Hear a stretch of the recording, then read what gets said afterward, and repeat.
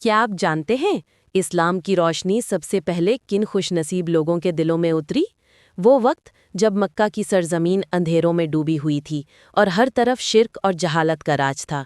تب اللہ نے اپنے محبوب حضرت محمد صلی اللہ علیہ وسلم کو نبوت عطا فرمائی اور سب سے پہلے ایک عظیم ہستی نے اس پیغام کو قبول کیا۔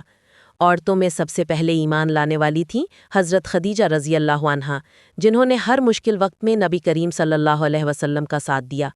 مردوں میں سب سے پہلے اسلام قبول کرنے والے تھے حضرت ابو بکر صدیق رضی اللہ عنہ، جنہوں نے فوراً لبیک کہا اور اپنی پوری زندگی دین کے لیے وقف کر دی۔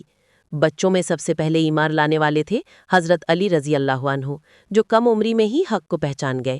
غلاموں میں سب سے پہلے اسلام قبول کرنے والے تھے حضرت زید بن حارثہ رضی اللہ عنہ، جنہوں نے غلامی کے باوجود ایمان کی عظمت کو چنا۔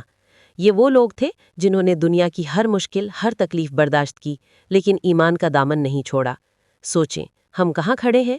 کیا ہمارا ایمان بھی ایسا ہی مضبوط ہے؟ آج ہی اپنے ایمان کو مضبوط بنائیں اور سچ کے راستے پر چلنے کا عہد کریں۔ فالو کریں نوائے فاروقی ایسی ایمان فروز ویڈیوز کے لیے۔